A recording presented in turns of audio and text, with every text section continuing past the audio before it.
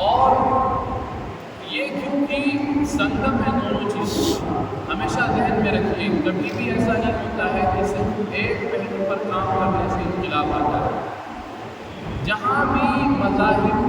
سال جو تفریح اختیار کی ہے وہاں نقصان ہوا. جیسے آپ دیکھیں گے کہ ایک لمبی مدت تک سائنس اور مذہب میں ٹکراؤ رہا. آج بھی اسلام کے بارے میں یورپ میں یہی بات سب کو سمجھائی گئی ہے کہ مذہب اور سائنس میں ٹکراؤ ہے. کیوں؟ اس کی وجہ کیا ہے؟ اس کی وجہ یہ ہوئی ہے کہ جب یورپین کنٹریز میں یا جہاں جہاں عیسائی دنیا آباد تھی، جب سائنس نے اپنا سر اٹھایا اور جب دنیا کے سامنے نئی نئی تحقیقات، نئی نئے ریسرچز اور نئے نئے ڈسکوریز جب سامنے لانا شروع کیے گئے تو کرسچینٹی نے اس کی مخالفت کی، اس سے دشمنی کا اظہار کیا. اس کی وجہ سے ایک لمبی مدت تک سائنس اور مذہب میں ٹکراؤ چلا ہے. بہت بڑے بڑے سائنٹسٹ کو پھانسی کے پھندے پر چڑھا دیا گیا. کنہوں نے چڑھایا؟ مذہبی لوگوں نے چڑھایا. مذہبی لوگوں نے چڑھایا. اور صرف اس وجہ سے کہ ہمارا جو دھندا چل رہا ہے مذہب کی آڑ میں وہ محفوظ رہے. اگر سائنس سامنے آ جائے گی تو ہمارا یہ دھندا ختم ہو جائے گا. تو اس چیز کو انہوں نے دبانے کے لیے کئی سائنسدانوں کو جلایا، سولی پر لٹکایا، قتل کیا گیا، بہت مظالم کیے گئے. تو اس کی وجہ سے یہ بات پوری دنیا میں پھیل گئی کہ مذہب اور سائنس میں ٹکراؤ. یہ جرم عیسائیوں کا تھا، یہ جرم کرسچنس کا تھا جو انہوں نے سائنس کے ساتھ کیا. تو یہ مذہب کی زیادتی تھی جس کی وجہ سے پوری دنیا کے اندر یہ بات عام کر دی گئی کہ مذہب الگ چیز ہے، سائنس الگ چیز ہے. مذہب اور سائنس دونوں کبھی ایک ساتھ مل نہیں سکتے. اور اس کا ریکارڈ پورا موجود ہے، وہ ایک الگ ڈسکشن ہے. لیکن جب اسلام آیا اس دنیا کے اندر تو آپ دیکھیں گے کہ اس نے سائنس کو اتنا اوپر اٹھایا کہ جو بڑا انقلاب آیا ہے پوری دنیا میں وہ اسلام کی صحیح تعلیمات کے آنے کے بعد آیا. دنیاوی انقلاب، روحانی انقلاب کو جو آیا وہ آیا ہی، وہ پوری دنیا اسے تسلیم کرتی ہے. لیکن اس دنیا کے اندر بھی جو چینجز آئے، جو صحیح انقلاب آیا، جو دنیا کا یہ دماغ بنا سوچنے کا، غور کرنے کا کائنات کے اندر، کائنات کی ہر شے میں، اور اس کے بعد پھر نئے نئے انوینشنز جو پوری دنیا میں ہوئے ہیں وہ اسلام کی تعلیمات کے آنے کے بعد. کیوں؟ اس لیے کہ یہاں ریسرچ، تحقیق یہ مذہب کا حصہ قرار دیا گیا. یہاں ٹکراؤ نہیں ہے. کائنات میں آپ ریسرچ کریں تو اللہ آپ کی تعریف کر رہا ہے. ان فی خلق السماوات والارض واختلاف اللیل والنہار لآیات لأولی الالباب الذین یذکرون اللہ قیاما وقعودا وعلی جنوبہم ویتفکرون فی خلق السماوات والارض ربنا ما خلقت هذا باطلا سبحانک فقنا عذاب النار. قرآن تو یہ کہہ رہا ہے، قرآن کہہ رہا ہے کہ صحیح عقل والے وہ ہیں جو اللہ کو یاد رکھتے ہیں. اور دوسری ان کی صفت کیا ہے کہ جو آسمان اور زمین کی بناوٹ میں غور و فکر کرتے ہیں. چاند افلم ينظروا الى السماء فوقهم كيف بنيناها وزيناها وما لها من فروج والارض مددناها والقينا فيها رواسي وانبتنا فيها من كل زوج بهيج تبصرة وذكرى لكل عبد منيب. یہ کون کہہ رہا ہے؟ اللہ انسانوں سے کہہ رہا ہے کہ اپنی نگاہوں کو لے جاؤ آسمان کی طرف اور ذرا غور کرو، دیکھو کیسے عجیب و غریب طریقے سے ہم نے اس آسمان کو بنایا ہے. ہمارے بنانے میں کوئی نقص اور کمی نہیں. دیکھو زمین کی طرف کیسے ہم نے اس کو پانی پر بچھایا ہے اور کیسے ہم خوبصورت انداز میں اس سے ہر قسم کے پودے نکالتے ہیں. ان فی ذلک لآیات لقوم یتفکرون. اس پوری کائنات کے اندر غور و فکر کرنے والوں کے لیے اللہ کی ربوبیت کی بڑی زبردست نشانیاں ہیں. کہیں کہا گیا لقوم یعقلون، کہیں لقوم یتفکرون. بار بار قرآن کہتا ہے کہ تم اپنی عقل کا، اپنی فکر کا، اپنی سوچ کا استعمال کرو کائنات کی ریسرچ اور تحقیق میں. اسی لیے جتنے بڑے بڑے سائنٹسٹ ہیں وہ اس دور میں جو اسلام کے عروج کا دور تھا، سارے سائنٹسٹ مسلمان، ایک بھی غیر نہیں، کوئی بھی کرسچن نہیں، کسی مذہب کا ماننے والا نہیں۔ کیوں؟ اس لیے کہ وہ ہماری تعلیمی، سماجی، روحانی، مادی ترقی کا سب سے اعلیٰ دور تھا۔ اس دور میں سائنس اگر آ کر ٹکی تھی تو وہ مسلمانوں کے ہاتھ میں تھی۔ کیوں؟ اس لیے کہ ان کے مذہب نے اس کی ترغیب دی ہے کہ تم کائنات میں غور کرو، آسمان میں، زمین میں، پودوں میں، شمس و قمر میں، بحر و بر میں، شجر و حجر میں، تم غور کرو، فکر کرو، یہ قرآن کا حکم ہے۔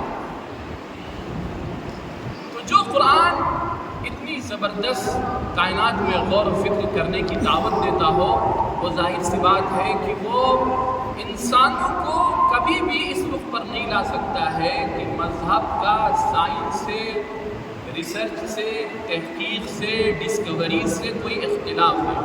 لیکن آپ ابھی بھی ایسے گندے ناتراش اور ایسے بیوقوف اور نادان آپ ابھی بھی یورپ میں پائیں گے جو یہ کہتے ہیں کہ مذہب اور سائنس میں ٹکراؤ ہے۔ یہ سوچ آئی کہاں سے؟ یہ آئی ہے عیسائیوں کی طرف سے، کیونکہ مذہب کا غلط استعمال کیا گیا سائنس کو دبانے کے لیے۔ وہی فکر، وہی سوچ آج اسلام کے بارے میں بھی یورپ میں پائی جاتی ہے۔ لیکن یہ ایسی اللہ کی طرف سے شاہراہ ہے، ایسی کھلی ہوئی نشان منزل ہے کہ جب اسلام کو صحیح طریقے سے دنیا میں اپلائی کیا جائے گا تو انسانوں کی دونوں ضرورتیں پوری ہوں گی، مادی ضرورتیں بھی، روحانی ضرورتیں بھی، دنیاوی ضرورتیں بھی، اخروی ضرورتیں بھی۔ جو انسان کی ظاہری ضروریات ہیں وہ بھی اچھے انداز میں پوری ہوں گی، اور جو اس کی باطنی اور اندرونی ضروریات ہیں وہ بھی اچھی طریقے سے پوری ہوں گی۔ اسلام اس چیز کا بہت ہی صاف ستھرا مذہب ہے۔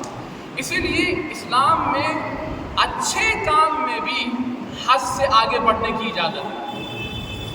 ایک صحابی تھے، میں اس کو مثال سے سمجھاتا ہوں، آسانی ہو جائے گی۔ یہ بخاری شریف کی روایت ہے، جلد ثانی میں یہ روایت ہے۔ ایک صحابی تھے تو وہ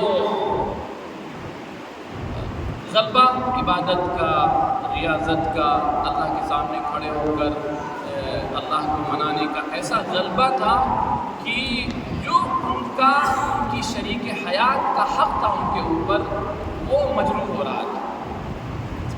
ان کی بیوی حضور کے پاس پہنچی اور سلام کے بعد جب آپ نے دیکھا تو کہا کہ کیا تمہاری حالت ہے؟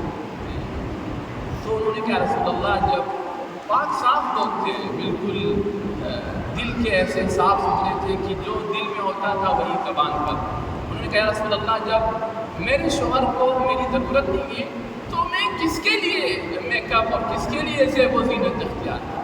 ایسے ہی صاف تھا۔ حضور نے کہا اچھا ٹھیک ہے، آپ تشریف لے جائیں۔ ان کو بلایا اور ان کو بلانے کے بعد کہا کہ تم یہیں قیام کرو۔ اب عشاء کا وقت ہوا، تھوڑی دیر کے بعد وہ اٹھنے لگے نماز پڑھنے کے لیے۔ حضور نے کہا آرام کرو۔ پھر تھوڑی دیر ہوا، پھر اٹھنے لگے، پھر حضور نے کہا آرام کرو۔ پھر تھوڑی دیر ہوا، پھر اٹھنے کی کوشش کی، پھر حضور نے کہا آرام۔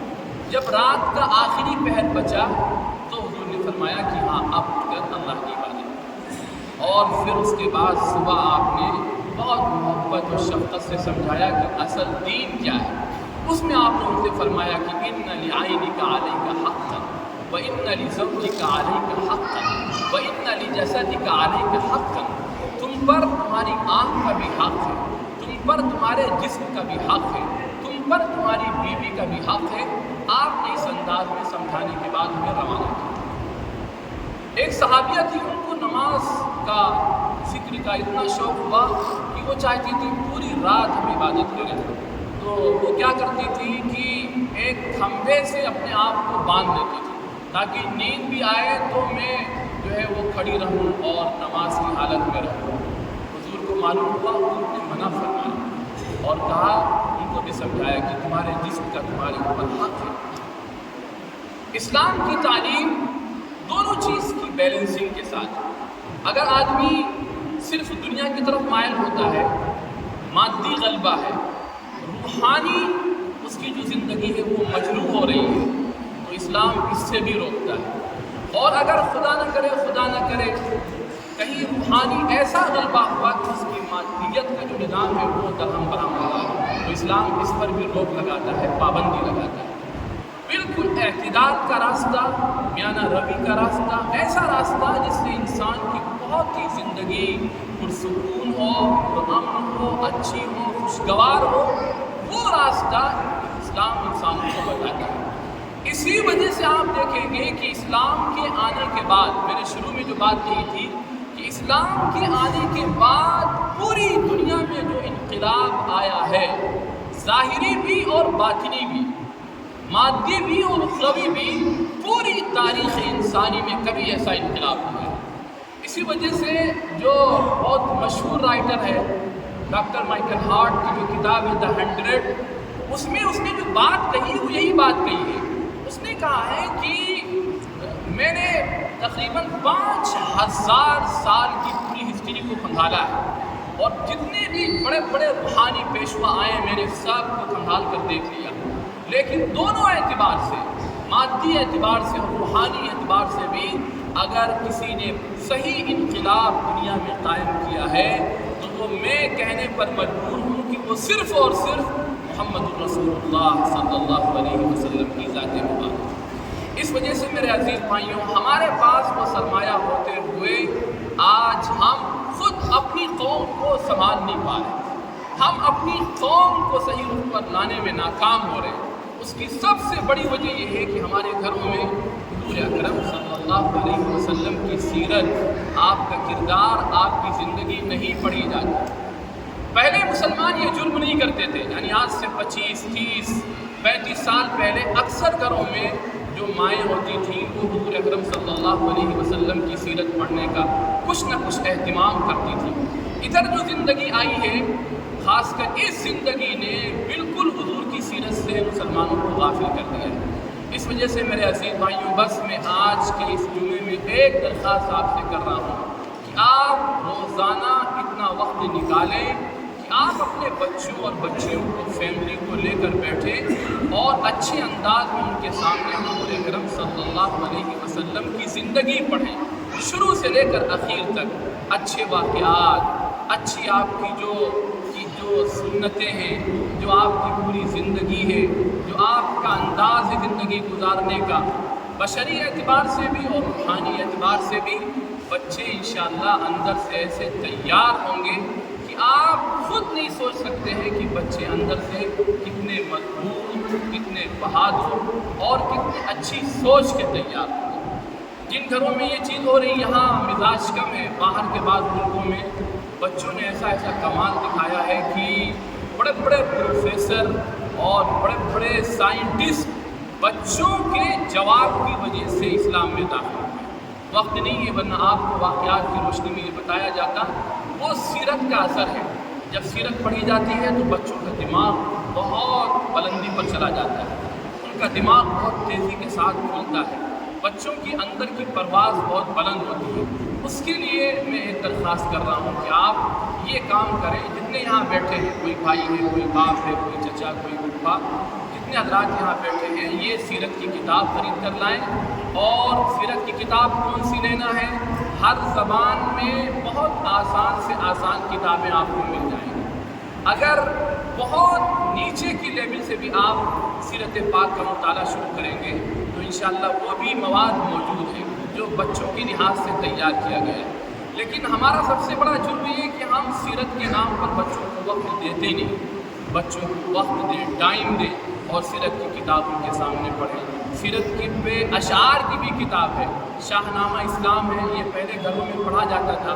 حضرت مولانا علی میاں صاحب نے اپنے گھر کے بارے میں لکھا ہے کہ ہمارے گھر میں ساری مائیں اپنے بچوں کو شاہ نامہ اسلام پڑھ کر سناتی تھیں۔ تو بچپن ہی سے اشعار کے اندر حضور کی پوری سیرت بچوں کے دل و دماغ میں بیٹھ جاتی ہے۔ آج معاف کریے، بڑے بڑے لڑکے، نوجوان 20 سال کے، 25 سال کے، اور آقا کے بارے میں موٹی موٹی باتیں انہیں پتہ نہیں۔ اس وجہ سے میرے عزیز بھائیوں، ہم اس بات کی کوشش کریں کہ آقا کا تعارف، آقا کی پوری زندگی، پوری سیرت، آپ کے اخلاق، آپ کا کردار، آپ کی سنتوں کا تذکرہ ایسا گھروں میں ہو کہ ہمارے بچوں کے قلب و جگر میں بچپن ہی سے آقا کی محبت، آپ کی زندگی رچ بس جائے۔ پھر انشاءاللہ مستقبل میں ہمیں کوئی ڈر نہیں، کوئی خطرہ نہیں ہے اپنی نسل کو بچانے کے لیے۔ آج سب سے بھیانک مسئلہ اپنی نئی نسل کے لیے یہی ہے کہ ہماری نئی نسل یہ واقف ہی نہیں ہے کہ آقا ہے کون۔ ہاں ٹرینڈ چل گیا آئی لو محمد، تو ہم نے بھی فٹ سے لگا دیا آئی لو محمد، لیکن اے بندے خدا تجھے پتہ بھی ہے کہ محمد کون ہے؟ اگر تجھے معلوم ہوتا تو اپنی عزت و آپ سب محمد کے لیے تو قربان کر دیتا۔ اور جن بچوں کے یہاں تعلیم دی گئی ہے، ان کو سیرت پڑھائی گئی ہے، وہ بچے آج بھی پوری دنیا کے سامنے حضور اکرم صلی اللہ علیہ وسلم پر اپنی جان قربان کرنے کا اعلان کر رہے ہیں، بلکہ بالکل جان جانے والی ہے، لیکن وہ بچہ یہ کہتا ہے کہ اے اللہ کے نبی، میں سب سے زیادہ دل سے آپ سے پیار اور محبت کرتا ہوں۔ یہ اثر ہے ماں کی اس تربیت کا جو سیرت کے ذریعے سے بچوں کی گئی۔ اس وجہ سے میرے عزیز بھائیوں، ہم سب پابندی کے ساتھ اپنے گھروں میں حضور اکرم صلی اللہ علیہ وسلم کی سیرت کو، آپ کی زندگی کو، آپ کی لائف کو ضرور پڑھیں، تاکہ ہمارے بچے مستقبل کے اعتبار سے تیار ہوں۔ اللہ تعالیٰ مجھے اور آپ حضرات کو ان گزارشات پر عمل کی توفیق